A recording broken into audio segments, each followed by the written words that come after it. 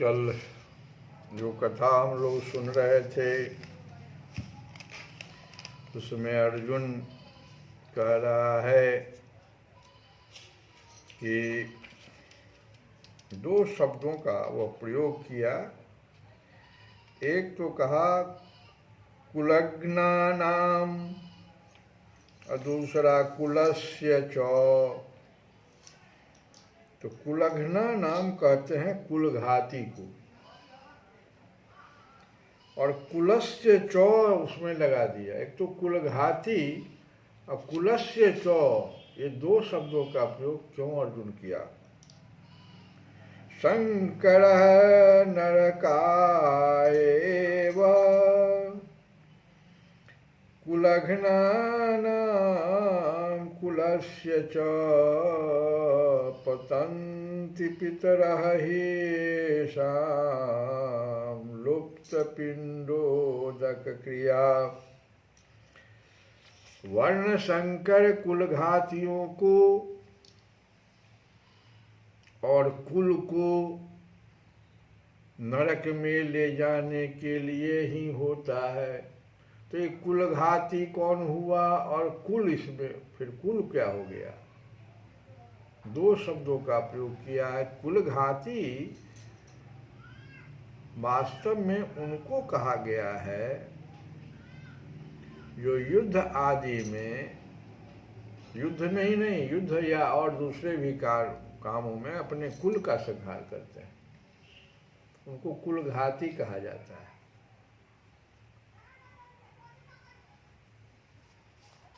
और वह नरक में तो जाता ही है। लुप्त हुई पिंड और जल की क्रिया वाले अर्थात श्राद्ध और तर्पण से वंचित इनके पितर लोग भी अधोगति को प्राप्त होते हैं। वह तो नरक में ले जाने के लिए होता ही है, वर्ण संकर कुलघाती नरक में ले जाने के लिए होता है, लेकिन कुल को भी नरक में ले जाता है, ये अर्जुन कह रहा है।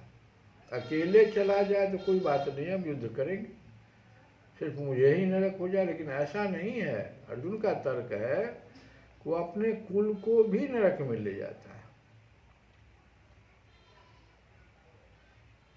वर्ण संकर संतान जो पैदा हो जाएंगे वो उन कुलघातियों को ही नरक पहुंचाने में कारण नहीं बनती, वह उनके समस्त कुल को ही नरक में ले जाने वाली होती है। और लुप्त हुई पिंड और जल की क्रिया यहाँ पर जो कहा गया है, तो जो श्राद्ध में पिंडदान किया जाता है और पितरों के निमित्त ब्राह्मण भोजन आदि कराया जाता है, वह पिंड क्रिया कहलाती है। और जो तर्पण किया जाता है, जलांजलि दी जाती है, वह उदक क्रिया कहलाती है। तो बोल रहा है अर्जुन कि उदक क्रिया, पतन्ति पितरः ह्येषां लुप्त पिंडोदक क्रिया, लुप्त पिंडक उदक क्रिया।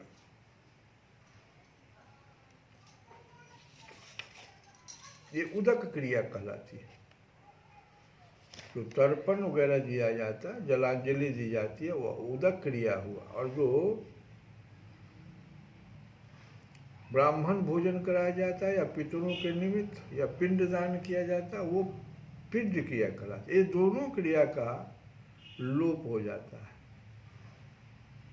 और पितर लोग उससे वंचित हो जाते हैं।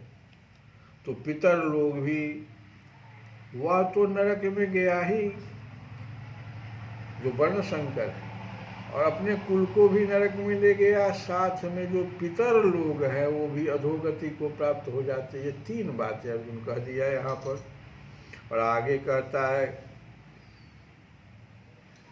कि दोषहि एतै कुलघ्नानां वर्ण संकर कारकैः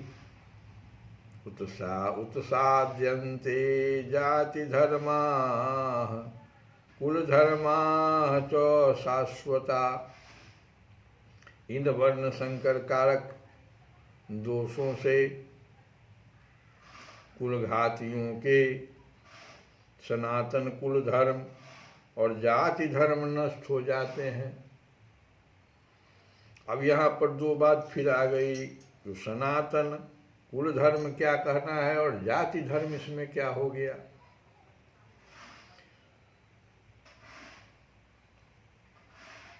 अब ये जो है वर्ण संकर कारक दोषों से कौन कौन सा दोष इसमें आ जाता है, सो देखो कि वर्ण संकर की उत्पत्ति में कारण क्या क्या है, कौन कौन सा बात, कौन सा दोष है जो वर्ण संकर की उत्पत्ति में कारण है। जैसे कुल का नाश हो जाएगा, वंश का नाश हो जाए तो स्त्रियां अपवित्र होकर के वर्ण संकर, कुल के नाश से कुल धर्म का नाश, और तीसरा पापों की वृद्धि, और चौथा पापों की वृद्धि से कुल स्त्रियों का व्यभिचार आदि दोषों से दूषित होना। इन्हीं 4 दोषों से वर्ण संकर की उत्पत्ति होती है। चारों एक एक क्रम से आगे बढ़ जाता है। पहला तो कुल के नाश, उससे कुल धर्म का नाश, फिर पापों की वृद्धि, और पापों की वृद्धि से जो उस वंश की स्त्रियां हैं वो व्यभिचार आदि दोषों से दूषित हो जाती है, और इन्हीं 4 दोषों से वर्ण संकर की उत्पत्ति होती है।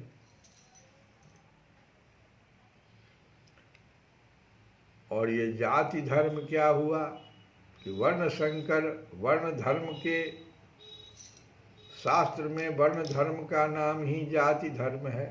जिस वर्ण में आपकी उत्पत्ति हुई है उसका अगर शास्त्रोक्त विधि से पालन करते वही आपका जाति धर्म हुआ,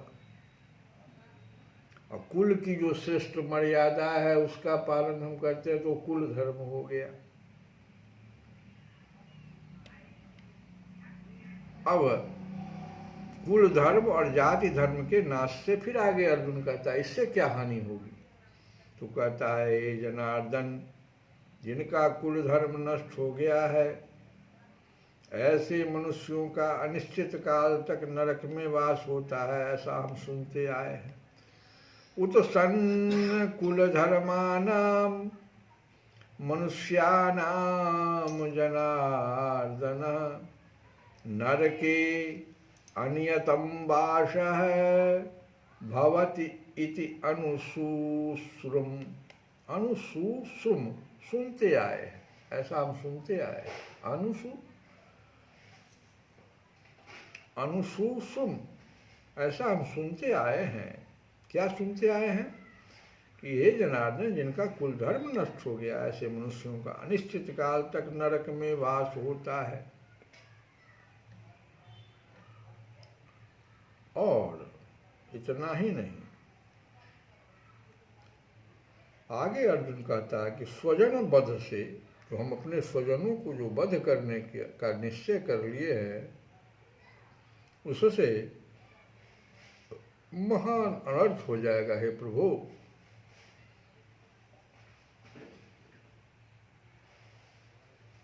अहो वत महत पापम कर्तुम व्यवसिता वयम यत राज्य सुख लोभेन हंतुम स्वजनम उद्यता। यहाँ पर अर्जुन हा करके, हा, बहुत लोग दुखी होकर के जो कहता है ना हा, अहो, और बत सुख व्यक्त कर रहा है। अहो बत, आहा, सुख व्यक्त कर रहा है। और कहता हम लोग बुद्धिमान होकर भी महान पाप करने को तैयार हो गए हैं। अहो बत महत पापम कर्तुम व्यवसिता वयम। वयम, वयम शब्द माने हम लोग बुद्धिमान होकर महत महान पापम पाप कर्तुम करने को व्यवसिता तैयार हो गए हैं।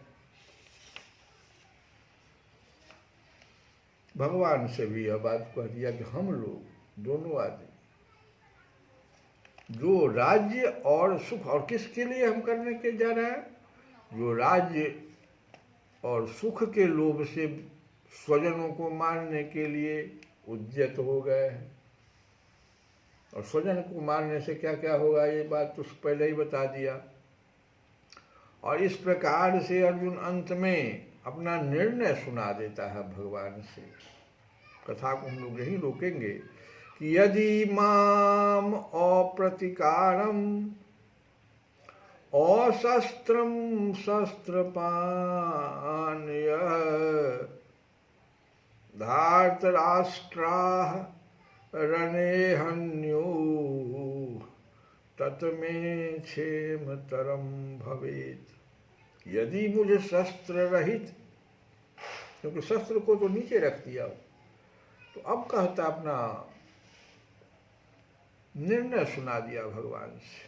कहता है कि यदि मुझे शस्त्र रहित एवं सामना न करने वाले को शस्त्र हाथ में लिए हुए धृतराष्ट्र के पुत्र रण में मार डालें, तो वह मारना भी मेरे लिए अधिक कल्याणकारक होगा। क्षेमतरम, क्षेमतरम शब्द लगा दिया, माने कल्याणकारक, क्षेमतरम भवेत, कल्याणकारक, अधिक कल्याणकारक, क्षेमतरम अधिक कल्याणकारक भवेत होगा। और इस प्रकार से अर्जुन अपना निर्णय भगवान को सुना दिया।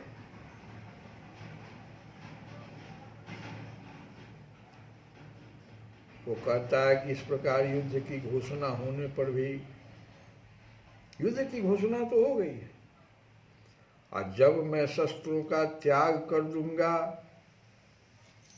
और उन लोगों को किसी भी क्रिया का प्रतिकार नहीं करूंगा,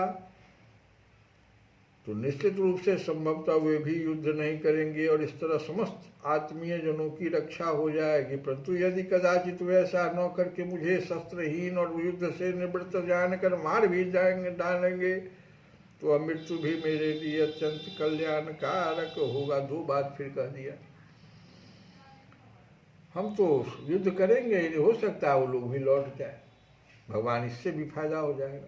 लेकिन अगर मान लिए द्वेष से युक्त होने के कारण शत्रु हमको मार भी देता है ऐसी अवस्था में, तब भी अधिक कल्याणकारक हो जाए, अत्यंत कल्याणकारक हो जाएगा, क्योंकि इससे कुलघात रूप भयानक पाप से मैं बच जाऊंगा और मेरे जो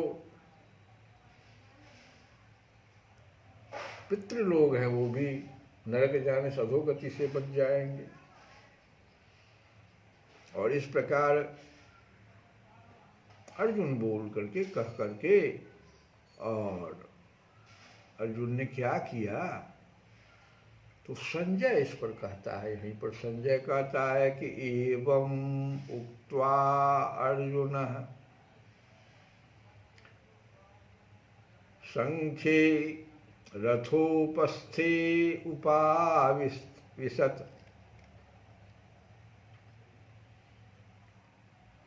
संख्ये रणभूमि में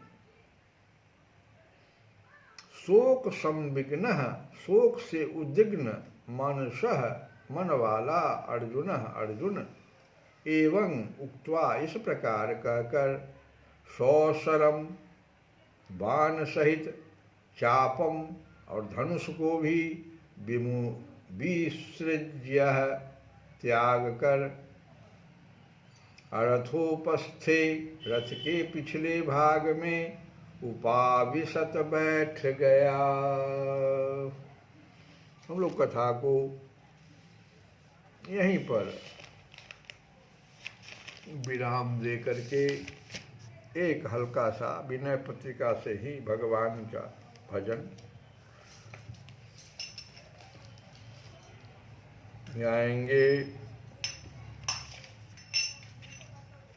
कि राम कहत चलू, राम कहत चलू, राम कहत चलू भाई रे, राम कहत चलू, राम कहत चलू, राम कहत चलू भाई रे, नहीं तो भव बिगाड़ी मह पड़ी है, नहीं तो भव बेगारी मह परी है छूटत अति कठिनाई रे।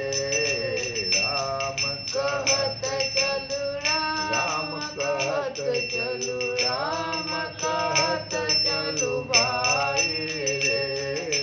नहीं तो भवगारी मह परी है छूटत अति कठिनाई रे। अरे भाई राम राम राम राम कहते चलो, नहीं तो कहीं संसार की बेगार में पकड़े जाओगे तो फिर छूटना अत्यंत कठिन हो जाएगा। राजा की बेगार से 2-4 दिनों में छूटा जा सकता है, पर संसार का जन्म मरण का चक्र तो ज्ञान न होने तक सदा चलता ही रहेगा। यदि राम राम जपता चला जाएगा तो माया जन्य विषय रूपी शत्रु तुझे बेगार में न पकड़ सकेंगे, क्योंकि राम के दास पर राम की माया नहीं चलती। राम कहत चलो राम कहत चलो राम कहत चलो भाई रे। नहीं तो भव बेगारी मह परी है छूटत अति कठिनाई रे। श्री कृष्ण गोविंद हरे मुरारे। हे नाथ नारायण वासुदेव।